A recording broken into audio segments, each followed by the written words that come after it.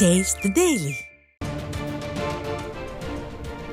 அண்மை செய்தி. விடியா திமுகவின் ஸ்டாலின் ஆட்சியில் தமிழ்நாடு போதைப் பொருட்களின் கூடாரமாக மாறி வருவதாக எதிர்க்கட்சி தலைவர் எடப்பாடி கே பழனிசாமி கூறி வருவதை மெய்ப்பிக்கும் வகையில் தூத்துக்குடி துறைமுகத்தில் மாலத்தீவுக்கு கடத்த இருந்த 12 கிலோ ஆசிஸ் என்ற போதைப் பொருள் மற்றும் இலங்கைக்கு கடத்த இருந்த 3000 கிலோ புளி மற்றும் மாத்திரைகள் சிக்கியுள்ளன. இதனை அண்மை செய்தியாக பார்த்து வருகிறோம். இதை பற்றிய கூடுதல் விவரங்களோடு இணைகிறார் நமது செய்தியாளர் சிதம்பரம். வணக்கம் சிதம்பரம், முழு விவரங்கள். வணக்கம் மணிபாரு. அதாவது தூத்துக்குடி மாவட்டத்திலிருந்து இலங்கைக்கு கடல் பகுதியாக பல்வேறு அத்தியாவசிய பொருட்கள் மஞ்சள், புளி உள்ளிட்ட அத்தியாவசிய பொருட்கள் கடத்த அடிக்கடி இந்த கடல் சம்பவம் நடந்து வருகிறது. இந்த நிலையில் நேற்று இனிக்கோன காட்டுப்பகுதியில் இலங்கைக்கு கடத்தப்படுவதாக ரகசிய தகவல் போலீசார் கிடைத்தது. இதனை போலீசார் அந்த இடத்த சோதனை செய்த போது அங்கே 70 மூட்டைகள் பதுக்கிக்கிற மாதிரி தெரிய வந்தது. இதனை அந்த மூட்டைகள் சோதனை செய்த போது அதில் 50 கிலோ எடை கொண்ட 60 மூட்டைகளை 3000 கிலோ புளி மரத்தைகள் தெரியும். மேல் 10 மூட்டையில பட்டாசு மற்றும் வலி நிவாரண மாத்திரைகள் பதிக்கும் தெரிந்தது.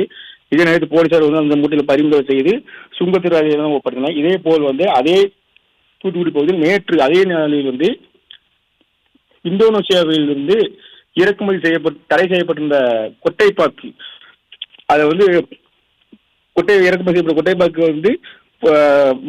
வரி ஏய்ப்பு செய்வதாக அதிகாரிக்கு கோவை சேர்ந்த ஷிப்பிங் நிறுவனம் இந்தோனேசியாவில் தூத்துக்குடி துறைமுக வழியாக முந்திரி கொட்டை இறக்குமதி செய்வதாக போலியாக ஆவணங்கள் தயாரித்து கண்டெய்னர் பெட்டிகள் மூலம் 1,40,00,000 மதிப்பிலான 23 டன் கொட்டைப்பாக்கு இறக்குமதி செய்ய தெரிந்தது. இதனையடுத்து வருவாய்த்துறை அதிகாரிகள் தூத்துக்குடி துறைமுகத்தில் இறக்குமதி செய்யப்பட்ட கண்டெய்னர் சோதனை செய்து அதில் முந்திரி கொட்டைக்கு பதிலாக தடை செய்யப்பட்ட கொட்டைப்பாக்கு இருக்க தெரிய வந்தது.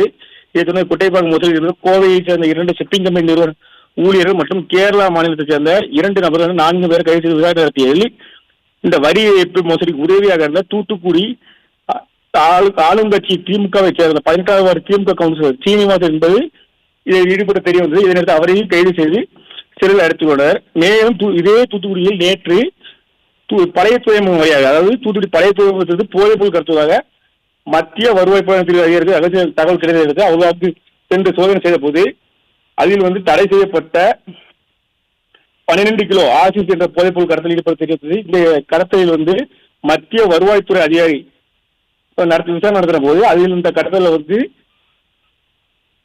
ஜோசப்,